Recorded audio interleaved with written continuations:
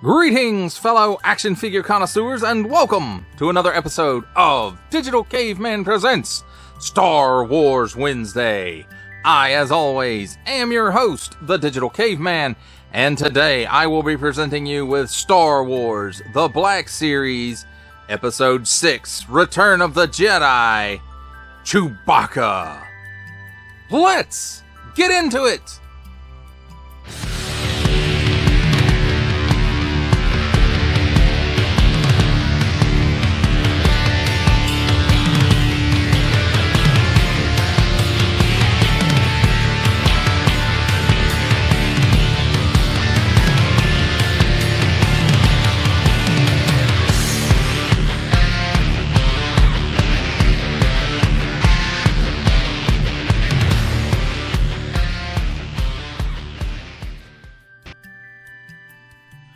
Let's begin with a look at the packaging.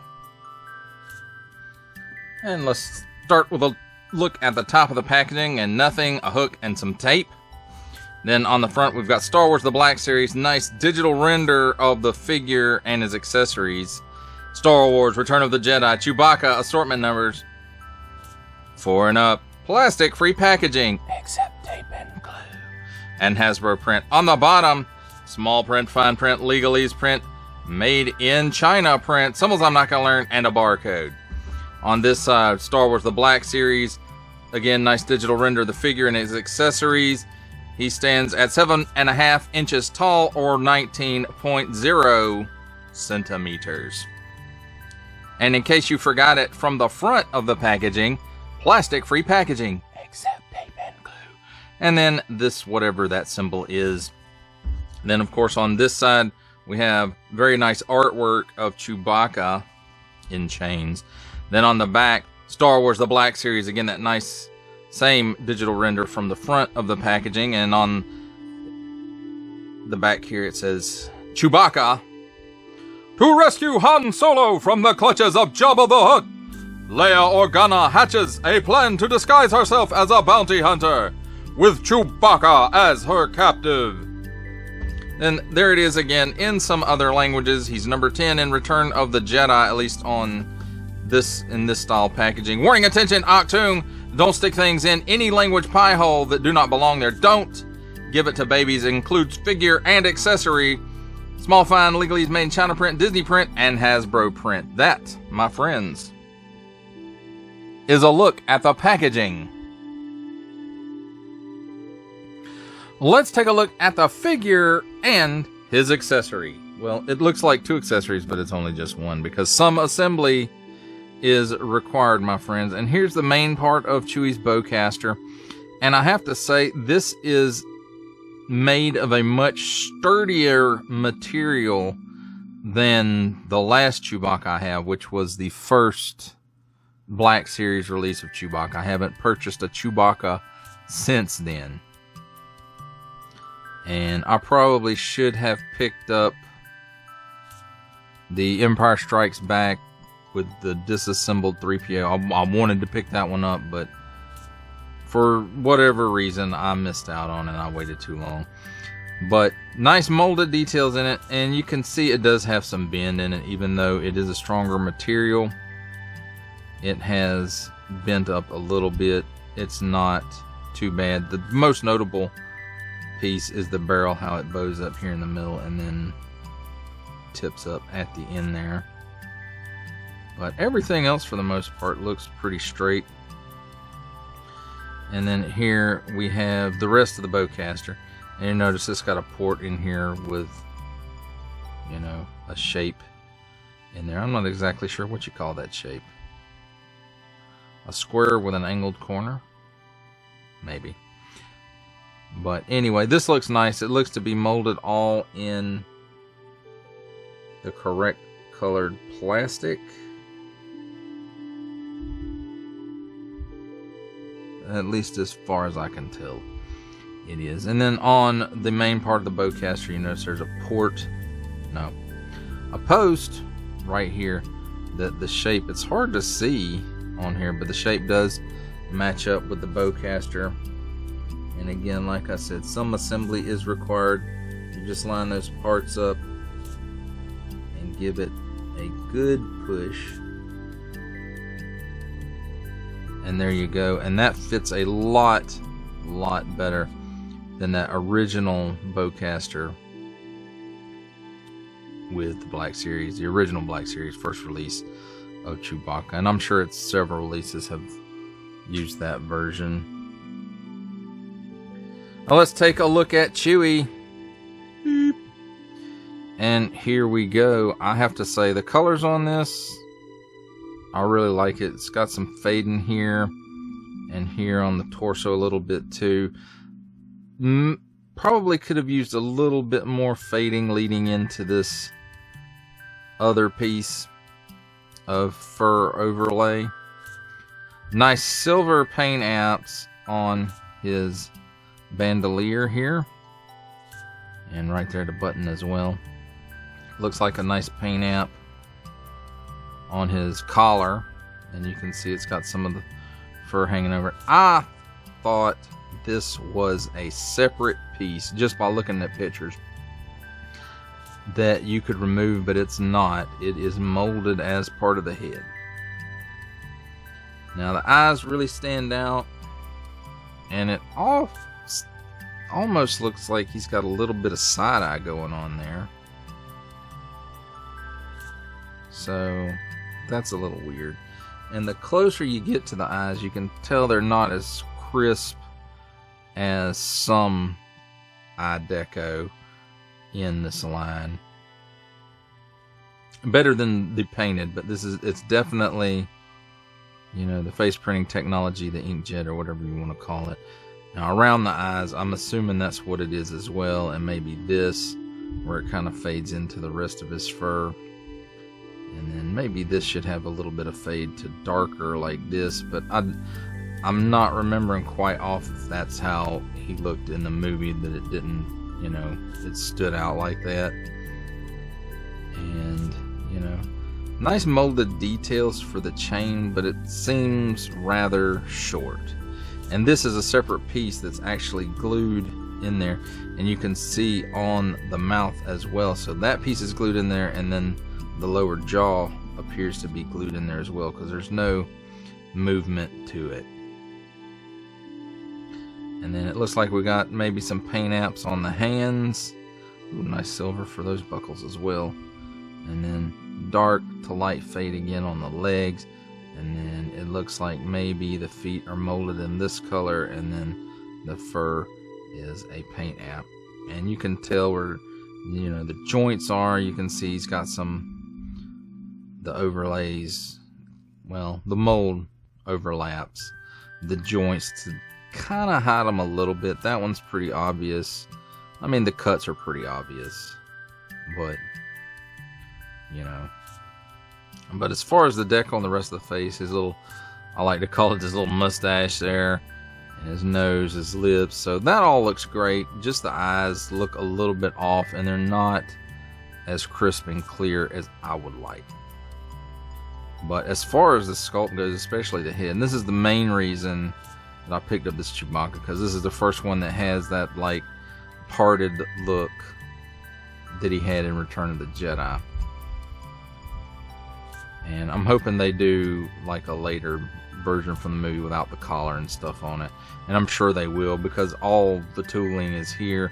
They just have to retool the head just a little bit. But everything else is here. And if they keep it the same and just crisp up the eyes, that would be fantastic. Now, let's talk a little bit about his articulation. He can look up that high, and I'm not sure if that's all that the joint allows, or if it's this fur is getting in the way. It's hard to tell. Same for looking down, that's all he's got. He's got some chicken neck. He's got a little waggle. He can't really do the extras, so he can look left and right about that much. At the shoulder, he can raise his arm up a little more than 90 degrees, 360 degrees of rotation. Single hinge and swivel at the elbow, swivels around 360 degrees, but because of the fur overlaying the joint, he only gives you that much bend, which isn't even close to 90 degrees. 360 degree rotation at the wrist on an in and out hinge, and then let's see, what is he on this side? In and out hinge on this side as well. There's a cut here in the mid torso, and it's on a ball joint, it looks like. Gives him all kinds of hula. Oh, there goes his bandolier. Well, let's just get it out of the way for a minute. How about that? You can have it back in a minute, Chewie. So he's got all kinds of hula movement there. 360 degrees of rotation. I wonder if he has it at the waist as well. No, he doesn't. That is the only chest rotation or ab midpoint. So he can lean back that far. He leans forward that far. And he can lean left and right a little bit. At the hips, he can give you that much of the splits. And I don't think it's this overlay hindering it. It feels like that is all the range of motion that it allows, that the joint allows. So there is that. He can kick forward about that far, and again, you can see the overlays pushing it back some, but it feels like that's about all the range the joint itself allows, so just slightly under 90 degrees. And then back almost a full step. Cut here at the upper thigh for a full 360 degrees of rotation. And at the knee, again, where this fur overlaps the joint, it kind of hinders it a little bit, but probably not too much. He gets not quite a 90 degree bend there. And then at the feet, the ankles tilts down that far, which isn't much, tilts up that far. And it feels like it might go more, but you know, the fur is in the way. And then he does have a slight bit of rocker at the ankle as well. Now that, my friends, does it for a look at the figure and his accessories. It's time for my favorite part of a review, comparisons. And here we have Star Wars The Black Series, Return of the Jedi, Chewbacca, with Star Wars The Black Series, Archive Edition, Princess Leia Organa disguised as Bush or Bausch, however you like to say it, and Star Wars The Black Series, Archive Edition, Lando Calrissian as Jabba's Palace Guard, or Skiff Guard disguise.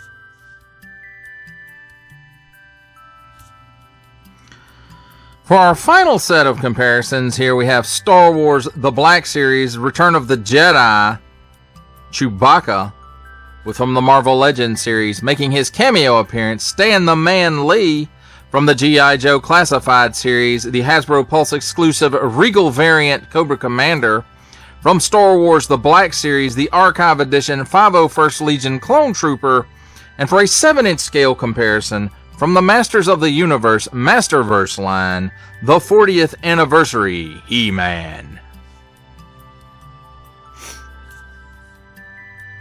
For final thoughts on Star Wars The Black Series, Return of the Jedi, Chewbacca, I have to say this is the first Chewbacca that I have purchased since that very, very first Black Series release Chewbacca. And this is the first one that I felt was different enough from the other versions to have another Chewbacca. Because, you know, basically Chewbacca, except for Return of the Jedi, he mostly looks all the same, like Chewbacca, of course. But again, you know, I do like the look of this, how his hair is it's not slicked back, it's kind of parted, or it's falling that way, and he just kind of leaves it rather than keep slicking it back like previously. Now, I don't know when they updated the bowcaster mold and the way that the the bow piece goes on to it, and decided to make it out of the sturdier material. But I really like that about this figure. The other one, you know, the bow part of the bowcaster, it's always falling off. All you have to do is bump it just a little bit and it falls off. And I know a little bit of glue will go a long way towards fixing that, but I just never really wanted to glue that piece for some reason. I felt like if I ever had to pack it up or whatever, for whatever reason, you know, I could pull that apart and maybe it wouldn't get bent up real bad. This one, that might still happen, but it doesn't feel nearly as flimsy as that other bowcaster. And maybe not necessarily the material of it, but the design of it, how the bow piece goes on. This one is very sturdy, and that piece doesn't come off unless you're meaning for it to come off. His bag looks great. His bandolier looks great. Nice paint apps throughout. To me, there's a little bit of issue with the fur fading. Like it maybe should have faded in a few more places just to kind of help it match up a little bit. But it's okay as it is. It's not perfect, but it is close enough that you know that it's definitely Chewbacca and not some other Wookiee. So that's a good thing. And the face paint, the actual face looks good. The eyes, however, kind of lack some definition, especially up close.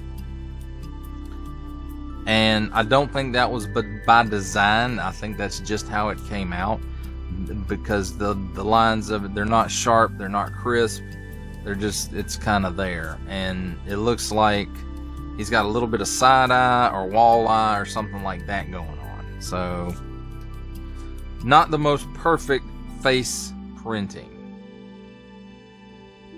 But again, the last, well, I won't say again, but the last thing I want to mention is, you know, the head and collar are a single sculpted piece, which is fine. I was thinking for some reason that they were separate pieces. The head was just molded with that groove for the collar in it, and that if you wanted to, you could get it off of there. But that does not seem to be the case. It is molded on there, and then the chain is glued and plugged in to the front of it, and then the mouth, or the lower jaw at least, looks like it's a separate piece that's glued into place as well. But that chain, it just is not long enough. There's no ifs, ands, or buts about it. It's just not long enough. And I'm gonna see if I can figure out a way to put some real chain on there. I'll have to see if I can find some gunmetal type chain that's close, probably not exact, but maybe close the color. I got some black chain, I've got some silver chain. I don't think either one of those will really do it that much.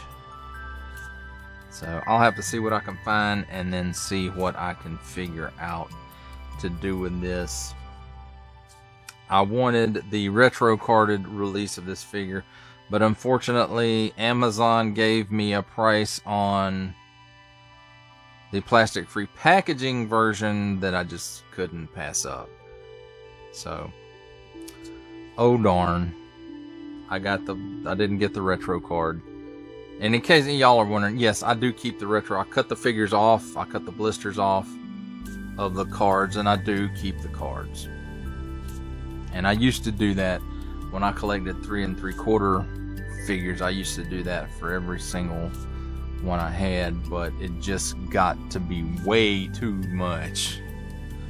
But it may end up going this way with retro cards out of Marvel Legends and, you know, whatever else. Black Series, I think those are the only two I'm currently collecting that are doing retro cards. But, you know, if it goes full blown to that, you know, I may not be able to keep everything like I am currently doing. Well, that does it for the review I hope you enjoyed it. I enjoyed making it. Only support from viewers like you make this programming possible. Each view does count, and I do appreciate each and every single view that I receive. Thank you, and thank you so very, very much for supporting this channel through viewing. If you are interested in supporting my channel further, I am now offering memberships at various tiers. Click the join button on my YouTube page or check this video's description for the link and see if any membership offers are right for you, but only if you are in a position to do so. Comment below, like, share, subscribe if you would like to see more content, or just help channel grow, or both, that's even better. And don't forget to ding that bell so that in the future you will be notified as my new content becomes available. That's a wrap, folks. I'll see you next time.